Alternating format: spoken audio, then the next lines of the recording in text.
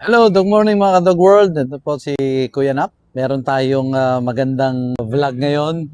Pupunta po tayo sa isa sa, sabihin natin, pinakasikat na dog importer, dog lover ngayon dito sa Philippines. Sa pagkakaalam ko, siya ang unang nagparating ng napakagandang breed, isa sa pinakamalaking breed sa buong mundo, yung Malaklisi. At marami siyang mga rare breed doon sa kanyang bahay. Samahan niyo ako. Tingnan natin kung ano ang kanyang mga breeds dyan. Hulaan niyo kung sino siya. Okay, let's go! Nahulaan niyo na ba kung sino yon? Malamang, yung iba nahulaan na kasi malamang yung ibang subscriber natin ay subscriber din niya. So, let's go! Mga ka-Dog World, nandito na tayo sa location. Sitahin natin na kennel. Yung gate pa lang, siguro napanood nyo na sa ibang mga vlog. So malamang alam nyo na kung sino yung ating pinuntahan dito. So sige.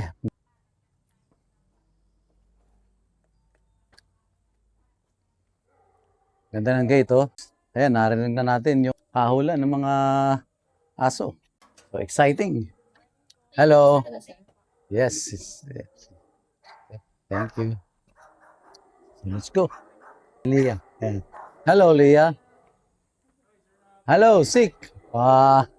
Parang artista pala itong ating imimit, Tayo sa bahay ni Sir Sik at talagang impressive yung kanyang lugar dito sa pag-aalaga ng mga big dogs. Sa wakas, after more than a year, almost 2 years ng planning, at masyadong busy kasi itong ating kakausapin ngayon. Talagang hindi lang siya dog lover, hindi lang siya dog breeder, importer, businessman din siya. Kaya kailangan natin na salang-alang yung kanyang time, yung kanyang pagiging busy. Pero ganun pa man, salamat sapagkat pagbigyan niya tayo, in-invite na tayo rito at malaking tagalakan para sa amin. Makasama ka, Sik. Thank you. Di baling gumastos ako basta pinakamaganda para sa akin. Nire-research ko muna yung linyada. Isang taon na yan, ang dami nang na-stud yan. Kung iba yung may-ari po. Sa pag-aalaga. Hindi biro talaga. $1 million question. Hindi sila naniniwala kay Lord eh. Kailangan pag nag-alaga ka, favorite kasi sila eh. Si Zig po kasi talaga, wala naman pong kaibigan niya. Mahal na mahal po talaga niya yung mga aso. Support lang naman po ako lagi sa kanya. Sir Sik, bati ka muna sa ating Hello po, good morning. subscriber. Mabuti na lang na-visit na tayo ni Sir Nap. Kuya Nap na lang. Kuya Nap. Oo. Nasama sa vlog. Oo. Sir Sik, Opo. ano ba yung nag-inspire sa'yo, nag-motivate sa'yo, o kung ano mang word ang gagamitin natin para ikaw ay mag-alaga? Unang-una, ng aso muna. Opo. Of course, palagay ko, since childhood, malamang mahilig ka na sa Opo. dog. Kailan ba nag-start yan? Nag-start po parang grade 6 or grade 3 pa lang kami. Talagang hilig ko na po na mag-alaga. Pero puro aspin po talaga yung alaga na. Well, yung papa ko kasi talagang naniniwala po siya na pagka meron kang alaga nung bata ka, mas magiging responsible ka pagkalaki mo. Tama. Kasi magpapakain ka, maglilinis ka ng kulungan. So, that time, hindi ko pa naiintindihan kung bakit ko siya kailangan gawin. Oo. So, medyo naiinis ako. Pero eventually, yung nasa progress na ako, naisip ko na nakikita ko na maganda na yung mga aso, na natutuwa din po ako kasi ang bilis ng progress nila eh. Kasi from 2 months, alagaan mo, 10 months, matanda na pagka-aspin. So, yung tito ko rin po, mahilig siya. Sa kanya ako unang-una nakakita ng Great Dane. So, yung mga kaibigan niya, mga breeders din, mga Alaskan Malamute, Caucasian Ovcharka, yes, big dogs po talaga. Matagal na po ito, parang siguro second year high school pa lang ako nung time na yon. Nakakita ko ng Alaskan Malamute. Na-inlove ako, sabi ko 60,000. Sabi nung breeder, 60,000 daw yon. So, sabi ko, naku, hindi ko kaya yung presyo ng ganyan. Sabi ko ganun, pag-iipunan ko yan. Hanggang sa kasi po wala din naman kami before. Yung daddy ko, tatay ko, sa lang po siya nag-work, QC sila, BFP, pati po mother ko. So, lahat talaga kailangan namin pagtrabahuhan. Okay. So, eventually, nung nagkaroon na ako ng work, thank God, nagkaroon ako ng pera, pangbilis. So, hindi ko na dineprive yung sarili ko. Nag-research ako ng mga gusto kong alagaan. So ano yung first na purebred dog na inalagaan? American Bully po. Ah, Pero American nung ano po ako, nung college ako, nag-aalaga po kami ng mini pin. So sabi ko talagang small, hindi bagay. very small Opo. breed.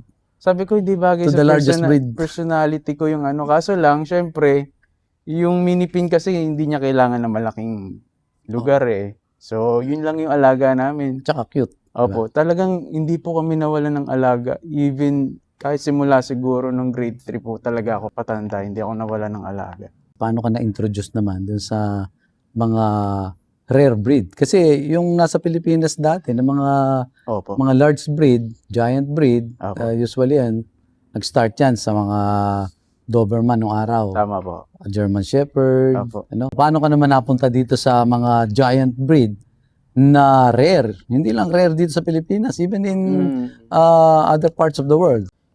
Sir Nap, nag-start siya nung time na na-realize ko, sabi ko, ang gastos pala mag-aso pag sa sarili mong pera kinukuha yung pampakain. Oo. So Correct. sabi ko, pili nga ako ng ganito, pang i-stud ko, ganito. Kasi ayoko po talaga mag-breed. So, sabi ko, kailangan maging wise ako, kailangan yung pampakain, pang maintenance nila, hindi ko kukuhanin sa savings. So, bumili ako nung una si Argus, Cane Corso. Smart ano ha? Opo, tapos yun na po, nag-click na po yun kasi pag po talaga pumili ako, sabi ko, di baling gumastos ako basta pinakamaganda para sa akin. Yun talagang gusto ko na alagaan. So, nag-start po kay Argus. Then, nakita ko po na nakakaipon ako pagka may stud service siya. Pero yung stud service niya naman po kasi, sa isang taon, 2 beses lang. Mapili din po kasi talaga ako sa female. Para ako pagka magbibenta kami, hindi kami mahirapan mag-out kasi yung binabayaran po sa kanya yung exclusivity ng linyada. So, hindi po basta merong magpapastad, susunggaban na Argus. So, talagang Kailangan pinipili maganda ko rin po yung talaga. Yes, kailangan yung maganda rin po yung female. female. Yes, kasi po bago pa lang po ako Para talagang quality Yes. yung maging produce niya. Yes po. Bago pa lang po ako magkuha ng mga female or na mai-stud niya, nire-research ko muna yung linyada. Tama. Tapos, kailangan meron akong 3 buyers ng mga puppies para hindi po mahirapan magbenta yung nagtiwala kay Argus. So, yun po. Lahat halos ng na-produce ni Argus ako nagbenta talaga. So, ibig sabihin, halos wala kang walang sabihin natin na cash out doon Yes, sa mga yes, sir. next Opo. Even sir next ngayon dogs yung mo. yung mga dogs ko na galing din kay Argus eh. So pero namuhunan po kay Datu. Tapos galing po sa importation si Ragnar. Tapos si Kaiju naman ganun din po. So lahat po ng pinambili ko sa kanila, even yung pinapakain ko ngayon, galing yan sa pagba-vlog, importation. So hindi talaga nagagalaw yung savings ko. At ay galing connected dun sa Yes sir, sa kaya mga ako po aso. sila na-maintain ng ganito. Kasi hindi ko sila kikita ng pera na marami na makakaipon sila. Kasi iba talaga yung gasto sa kennel. Even ako dito sa akin sa dogs ko na to, kailangan mo talaga dyan ng medyo, yung sinasabi nila sa business world, mahaba ang PC. yes Diba? sir. Para- Kasi sa isang beses ka lang makakastad ng tapos di ka pa sigurado kung meron. Especially ako, napakapili ko po sa alaga ko. Rare breed sila. So, totoong wala pa silang kagaya dito. Wala pa silang may stud. Even si Ragnar ngayon, napalaki pa lang. Si Kaiju, hindi ko ginagamit sa stud. Si Datu rin. Si Datu po, parang twice pa lang siya nakaka-stud. Ilang taon na siya? 2 years old. Usually, pagka mga ganyan, pagka Doberman, Belgian Malinois, Bullies, putik, 1 taon na yan, ang dami nang na-stud yan kung iba yung may-ari po, di ba? Tsaka siyempre yung fact na sa Pilipinas, Tama po. capacity ng most Filipinos na talagang masustain Yes po. yung pag-aalaga Yes po. ng mga giant breed, hindi ganun karami ang Tama po. Tama diba? naman po yun. Mahirap Kaya- po talaga. Kaya nakakatuwa rin na binibless tayo ni Lord talaga na meron pumapasok na So bless. talagang yun lang talagang may passion sa Yes sir. pag-aalaga. Hindi biro Ang talaga. kasi pagka passion mo talaga yan, gagawin mo ng Ng paraan. way. Opo. Di ba? Tama po kayo. So, ibig sabihin, ito ay one thing led to another, no? Yes po. Yung simple na passion na mag-alaga, magkaroon ng Yes pet, po. na dream nung kabataan, Mhm. napunta hanggang doon sa pag-import. Ko po. Ano? Nagulat nga po ako na sabi ko, para pala talaga ako dito. Sabi ko kasi nag-aalaga ako, hindi ko alam kung bakit ko siya ginagawa eh. Hanggang sa naging parang ang pangarap ko maging chef eh. Nakapagtrabaho naman po ako sa abroad. Oo. Ganun. Tapos ang experience ko dito, same thing din. Kung nakalinya po talaga kasi hindi po ako umiinom, hindi ako nag-iyosi. Sabi ko nga, ang bisyo ko lang talaga, aso. Gastos po eh. So, yun po. So, talagang pagka-passion, Yes, iba po talaga, hindi siya talaga mawawala. mawawala. Hindi siya mawawala. Ano yung unang import mo? Si Datu. Tapos, sunod si Ragnar. Kasi po si Kaiju po island born. Ano yung breed mo ngayon ng aso? Ano? Meron po akong Malakli, si Datu, Cane Corso, si Argus, si Kaiju, Alabay, then si Ragnar, yung Volkodov. Oh. Tapos nagkaroon ka pa ng Borbol, di ba? Nagkaroon din po ako noon. Kaso, di ko nagustuhan yung ugali towards sa ibang aso. Oo. Very dominant talaga, Borbol. Okay. Punta naman tayo sa $1 million question. Magkano ba talaga ang kung pwede mong i-divulge, ano?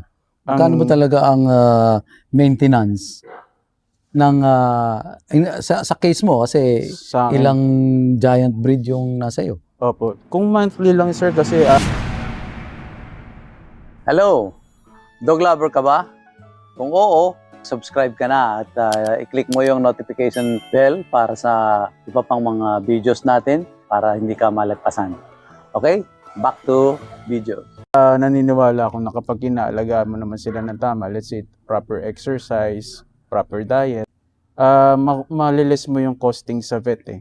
Kasi yung iba nag-aalaga, nakakulong lang, so pa-vet sila ng pa-vet. So ako hands-on talaga ako sa mga ganun. Ang nagiging costing ko lang, naabot lang po ako ng 13 to 15 without the vet. Hindi rin ganun kalaki kung Hindi po tutuusin. talaga ganun Considering na ang lalaking Yes. breed niyan. Po, sabi ko nga siguro dahil sa nami-maintain ko sila ng malinis, nami-maintain ko sila ng may So ang workout. secret ay yung maintain good health Yes, sir.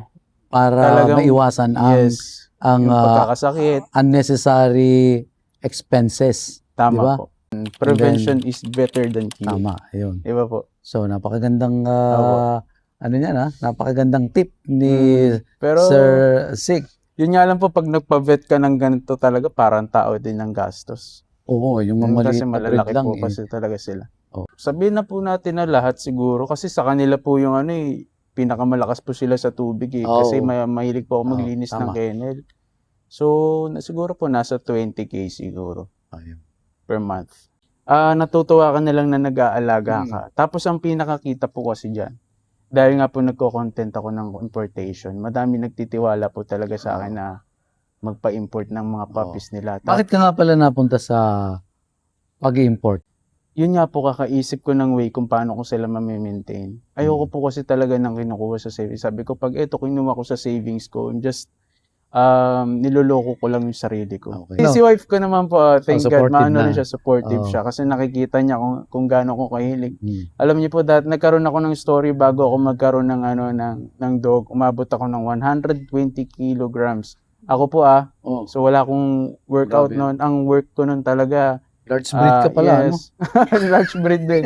Kaya, nabot, siguro dahil sa pandemya din po yun. So sabi ko gusto kong magkaroon ng panibagong lifestyle. Simula nung nagkaaso ko, 5:00 na ako gumigising. Talagang, sabi ko, fokusan ko yung structure nito mga to. So talagang naging totoo sa iyo yung Yes po, kasabihan na kapag ka may aso ka, magiging responsible ka. Yes, Hindi lang yes. sa Hindi aso, lang kundi even sa sarili mo. rin diba? po. Opo. Kasi walking kami. Even sila kung kailangan nilang socialization eh. Oh, hindi lang physical yan. Yes sir. Ang benefit Mentally yan. din po yan. Mentally and emotionally. Yes po, Merong tama po. Kasi di-develop din yan talaga ng Tama po. Saka ng, din po dumadami rin po yung nakikilala ko nagiging kaibigan ko sa pag-aaso. So, yung mga yun, talagang minsan di sila naniniwala kay Lord eh. So, nakakapag-share ako ng gospel sa kanila. Oh. Even though na ayaw nila, sige, sharean kita. Ganun po talaga yung ano namin. Isa pang controversial question. O controversial ito, di ba? Apo. Sa maraming tao. So para sa iyo, what is the best breed? Nako, ang hirap. Out of 4 dogs na, na malalaki na lang, pwede ko sila i-compare.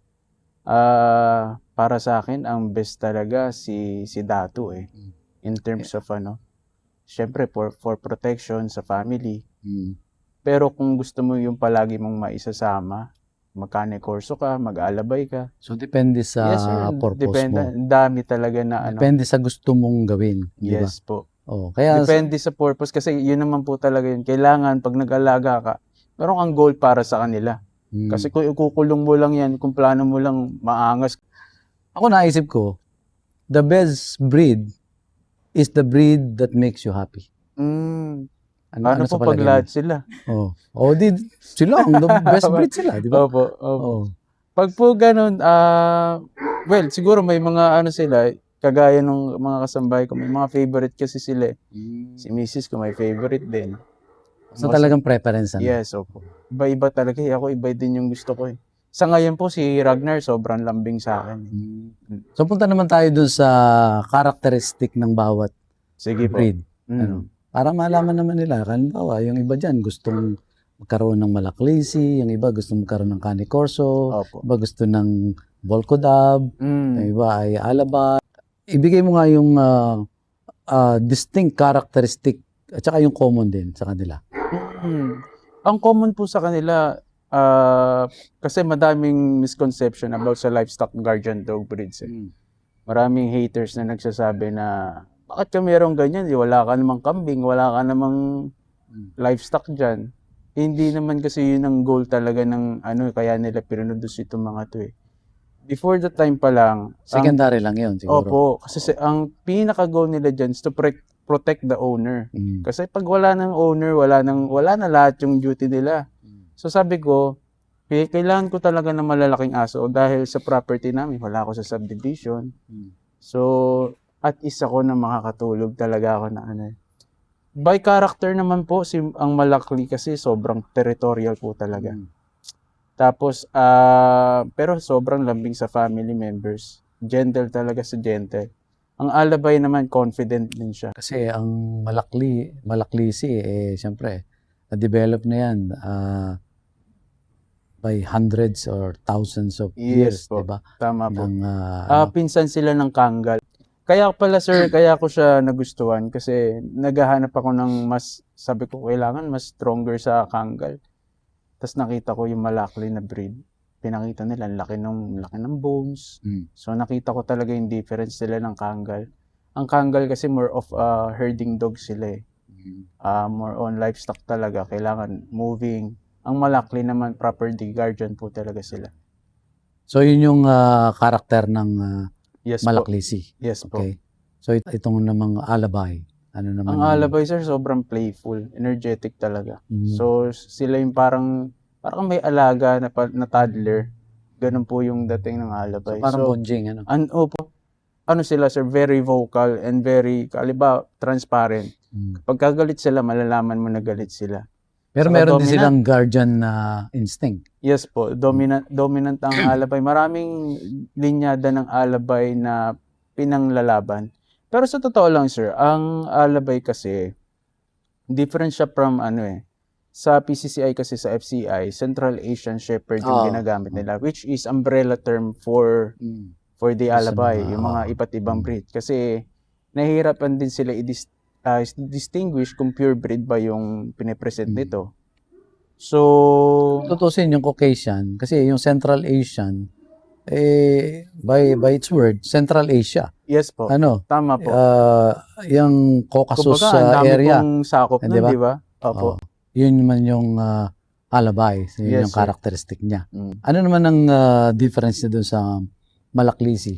Well, In terms of, definitely, the size po. Size and yung tenacity kasi ang Malakli kasi hindi sila hindi sila nagtitake ng no kapag may ibang tao talaga magtatrabaho at magtatrabaho Talagang siya. serious protector. Yes po. Oh. Kahit na, halimbawa, di sa kanya familiar, even though na nandyan yung amo, naku, mahirap talaga siya pigilan. Ano Especially siya? sa size nila. Independent-minded. Yes, ang alabay po more on ano sila, mas mabait sila sa human. So, mas madali silang ma-socialize. Ganyan. Nakadepende po talaga sa linyada. Lalo especially yung mga showlines, ang babait. Okay. So ito namang Cane Corso. Cane Corso, para sa akin, isa sa pinaka-balance na na dog ang Cane Corso. Kasi So when you say balance, balance it could be aggressive or pwede siyang maging mabait. So nakadepende siya sa owner. So parang all-in-one package. Yes sir, kasi may mga dogs na even though na malalaki, tapikin mong ganyan, di talaga lalaban, tatakbuhan ka pa niyan. Ang Cane Corso kasi pag tinapik mong ganyan, pwedeng sumunggab eh. Pero pwede rin siya mag-coexist dun sa nanapik sa kanya. Nanakit sa kanya. Tsaka trainable siya. Yes. Trainable ang Cane Corso. Well, lahat sila sir, trainable naman. Naniniwala akong trainable lahat sila. Pero, hindi specific na tama dun sa duty na yun. Kasi, kaya nga may breed. So yung Nakadepende. trainability kasi may limitation eh. Yes sir. Katulad Tapos, mo anong malaklisi sabi mo, genetics din. Tama. kahit na i-train mo siya Matapang na at matapang pa rin po siya. maging tame sa ibang tao, Yes po. magkikikin pa rin yung kanyang Genetics. yung kanyang instinct. Yes po. Nagdi-decide kasi siya based dun sa nakikita niya. Nakikita niya po. Tama po kayo doon. Hindi siya maghihintay ng direction Yes po. sa iyo. Well, okay. depende siguro kung paano nila alagaan sa upbringing nila, kung sasaktan nila yung aso o every time na So sa training pa rin. Opo. So yung Cane Corso, ano pa yung additional? Sa Cane Corso, maganda ang Cane Corso kasi hindi ka problema, hindi ka mag-a-adjust sa maraming bagay. Hindi mo kailangan ng sobrang laking space. Okay. Size-wise? Yes, size-wise. Hindi nila kailangan ng mataas na budget kasi di rin sila mapili sa pagkain. Okay. So, maganda ang Cane Corso, especially kung gusto mo mag-keep ng isa, dalawang aso. Kasi ang Cane Corso ko po, hindi siya ganun kapak-oriented sa kanila. Siya talaga ang parang pinaka-dominant. Siya yung alpha. Siya yung Dito. alpha. Maliban kay Lia. Lilia, yes. So, kasi siya pinakamatanda. Pero, pag shepherd dog, yan, alabay, Kangals, sanay sila magtrabaho kasama yung ibang aso. Na sila, na-tolerate nila kahit na mayroong hindi magandang ginawa, gano'n. Punta naman tayo doon sa the newest, the block. The new kid on the block. Nako, iba kasi si Ragnar. So mga Kadog World, ito si Ragnar, ang isa sa mga Russian breed. Ang tawag dito ay Volkodab. Well, alam nyo na naman yan kasi laging binablog naman. Pero maganda siya. Malaki. Laki po, ano? At considering na ilang months siya? 7? 6 months. 6 months. Yan. So, Ragnar. Good boy. Good boy.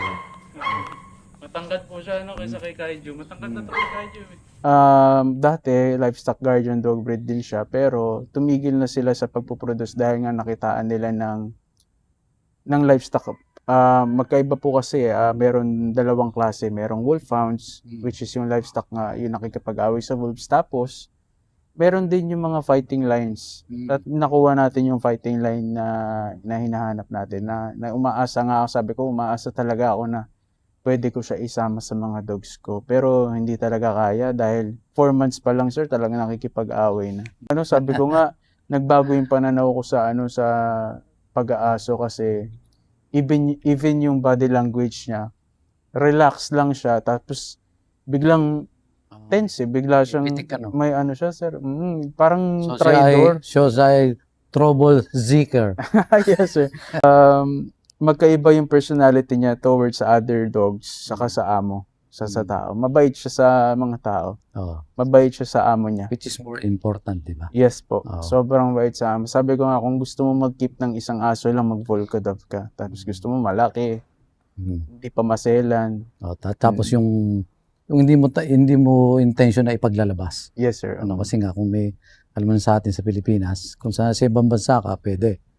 Kasi wala namang mga stray dogs doon. Dito sir, Oo. nilalabas ko si Ragnar. Talagang consistent ang walking namin everyday. Parang before nung So, hindi dumating na siya siguro dito. siya nilalapitan ng mga... Hindi po eh. Pagka dumadaan po talaga kami, pag may stray dogs, tumatakbo po talaga dahil nga ang lalaki nila. Saka iba po yung pag nakakita sila ng aso, iba yung alertness nila. Mas malaki sila tingnan sa labas. Ah, Definitely, required po bang magkaroon ng malaking space ang mga dog owners? Kung mahal mo yung aso mo, mag-a-adjust ka talaga. ayun. Ano Yes, yes. anong area nitong... Ito po, ano lang to, 800 square meter lang po ito. Oh, lang ha? Nilala mo kasi 800 square meters ha? ang talaga, gusto ko malaki talaga, like 2,000, para yung mas Maganda malaki. talaga yun. Yes, Kasi sir. talagang makakatakbo na sila ng... Yes, pero ano pa gusto rin, lang. dahil from ano tayo, maliit lang yung bahay ko dati talaga, sir. Talagang, sabi ko, well, ano talaga, plano siguro talaga to ni Lord na magkaroon ako ng gantong bahay. Oo. Mhm.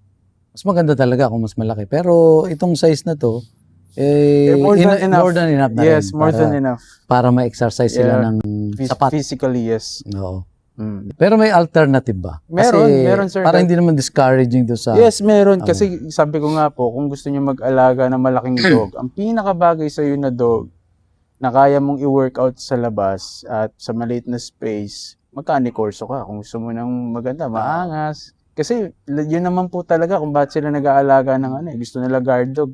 Tapos pleasing sa mata pag nakikita sila sa labas. Nung dati po ako walang ganito kalaking space. Mas mahaba po yung winuwalk namin para lang at least ma-please ko sila. Pero hindi po ako nagdadagdag noon.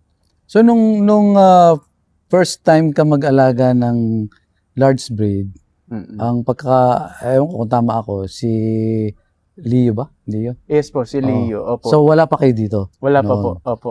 So yung tinitiran nyo dati, ilang square meters? Nasa 86 lang po yun. 86? Opo. Oo.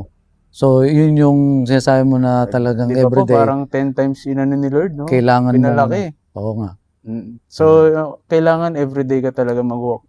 Doon po ako nag-start ng walking ng minsan 12 a.m. kasi takot yung mga tao sa aso ko. So, 11 p.m. So possible pa rin na yung Possible pa may small area makapag-alaga ng at least cane corso Yes po. or May limitation so, palagi, sir. in my Yes. experience, even Caucasian, kasi may Caucasian ako. Ang aming lugar lang dati ay parang 140 square meters. Yung lot yun ha. Opo. Ay yung bahay, may bahay siya. Ay Opo. apartment type. Malaki So pa din po. yung area na lang, siguro mga 50 square meters na lang. Pero, At least siyempre, nakakapag-walk pa rin po siya. as responsible dog owner, katulad sinabi mo nga, kailangan talaga nila ng plenty of physical exercise. Tama po. Kaya, ginagawa ko, almost every day, nilalakad ko siya ng Opo. kasi malapit kami sa tabing Kasi dagat. yung iba po, di ba, nagtataka sila kung bakit tumatapang daw yung aso nila. Paano hindi tatapang? Hindi na-stimulate yung isip nila. Di ba po? Naghanap Lagi sila ng nakakulong. gagawin kasi. Opo. Especially So, nabobore pagka sila. ganyan, ano po yan, mga parang 2 years old lang ang isip niyan. So kung ang 2 years old, di kukulong mo sa maliit na hawla, talagang Oo. hindi po. Pasya dun sa loob. Oh, by the way, wife ko po pala si Jelly. Hello. Hello. Supportive. Si Zig po kasi talaga, wala naman pong kaibigan yan. Hindi nakikipagtropa, walang bisyo. So, yung makita ko lang na nandito lang din siya sa bahay na sa mga aso lang din siya busy. Opo, talagang. At saka nakikita ko po siya. Wala po siyang bisyo, walang barkada, hindi umaalis. Hindi Opo. nakakaalis talaga. Yung sinasabi niya pong selos, talagang mahal na mahal po talaga niya yung mga aso. Gigising po yan, napakaaga, alas 4, alas 5. Makikita ko nagpapatakbo na dito, tsaka naglilinis na rin po. So, ayun lang. Hanggang gabi na po yun. kaya hanggat wala namang bisyo at hanggat walang bisyo, walang kung anong pinagkakaabalahan. Saka hindi nakakaabala sa savings. Oo. Nagagampanan niya naman po niya yung responsibilidad niya. Yun. Okay po, support lang naman po ako lagi sa kanya. Amen to that. Pero sila po, ano lang sila kay Ate Maricel. Sobrang bait nila kay Ate Maricel. Yan. Yes. Sabi ko nga sa kanya, mag-vlog ka na rin. Sabi Oo ko, nga. pagka nag-vlog ka, ako tutulungan kita mag-ano. Yan. Tapos, Ano ang masasabi mo doon sa mga nagsasabi na nag-aaso lang para pagkakitaan? Hindi talaga siya ay simply businessman. siguro po hindi pa nila nai-experience, kaya nila nasasabi yun. Kasi ang dami nyo pang pwede i-consider. Yung mga basher. Opo, Oo. opo. Dami po nilang kailangan i-consider bago nila masabi yun. Kasi syempre, di ka naman maggagastos sa malaking space para sa mga dogs mo. Hindi ka naman magbibigay ng tamang maintenance. Di ka naman magbibigay ng tamang lifestyle para sa kanila kung pagkakakitaan mo lang sila. Saka, well, sa akin po may mga nagko-comment din na gano'n. Pero more on western po yung mga nagko-comment. Hindi nakakapon yung mga aso ko kasi daw binibreed ko daw. Sabi ko, wala nga akong female. Paano ko ako magbibreed yung mga yan? Uso kasi sa kanila yung Opo. Uso ano, kasi yung puppy neuter yung millers. ano, Opo, diba? tama po. Oo. Kinakapon nila yung mga nandun para daw hindi dumabay. Yung mga basher po, madami silang time para tingnan yung lifestyle ng ibang tao. Pero kung tutuusin, tama pareho eh. Opo, opo. Kasi nga, Meron nakakalungkot, po talaga. meron talagang Tama po. mga breeder na ang talagang main purpose nila ng pag-aalaga Para eh talagang pagkakitaan po. pagkakitaan. Hindi lang naman sa aso yan. No? Opo. Even sa livestock. Ano? Mm. Kaya hindi mo rin masisisi yung iba. Marami pong nagagalit sa pagkakakitaan na term kasi mali sila ng pagkakaunawa. 'Di ba po? Kasi At saka okay lang naman yun kung alaga naman yung tama po. aso na pinagkakitaan mo. Di ba? Kasi iba po yung happiness na nabibigay ng aso sa mga family. Madami po akong buyers na even though nakalahating milyon yung ginastos nila sa aso nila. Pag dumating yung aso, tuwan-tuwa. Sasabihin ng iba, pinapabayaan daw yung aso. Sige nga, papabayaan mo ba yun? 500K yung aso niyan.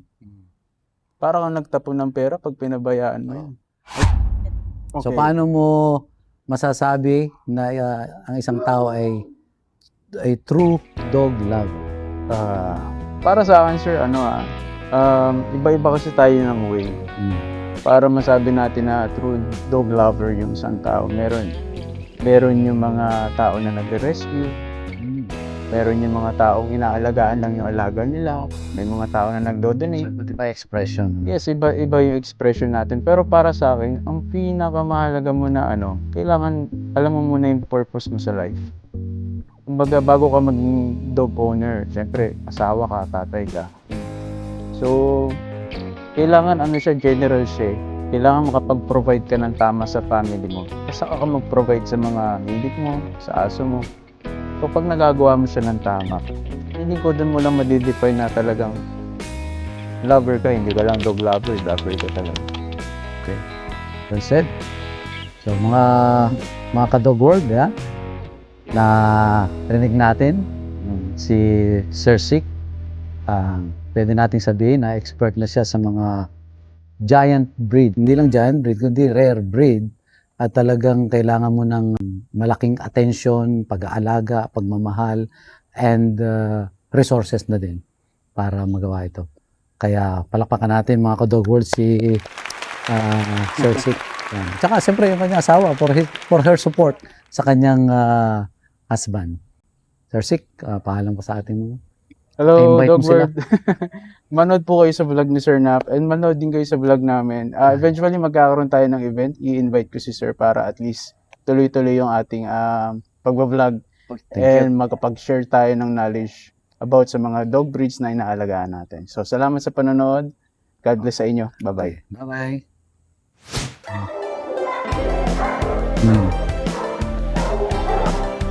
Good boy. Pwede bang hawakan yan? Argos. Para din pala siyang si Turin. Oo. Kaso lang, dry yung skin niya ngayon, Sir Nap. Argos. Oh. Parang mataas na to na konti kay Turin. Mataas po siya. Na konti. Ano mo na, 17 months. Kung meron mga factory yung kapatid mo.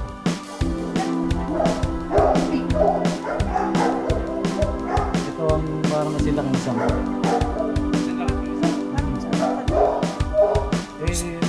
nakatayo ng direksyon. Isang tumatayo.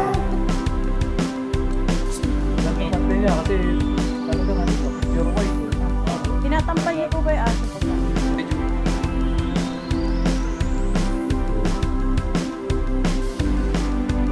Siguro mamaya ka na naman sa bahay. Medyo.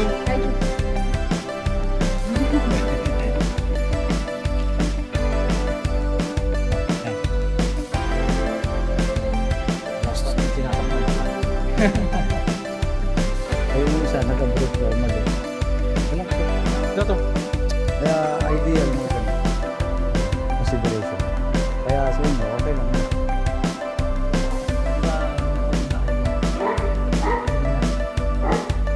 Okay pa ba? Ito ano ni Lapaw, dati din doon. Yung double.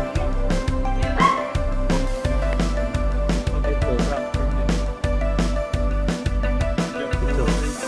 Yan mga katutuan. Kung gusto nyo mag-alaga nito, maging ready kayo. Ano? Firm ka. Hindi ito pwede sa mga novice. Novice dog owner.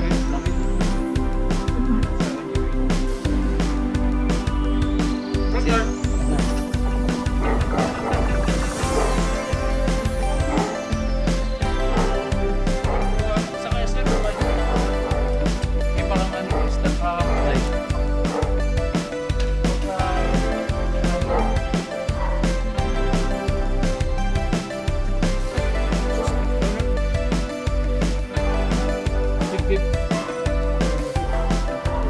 Sinira niya nga po.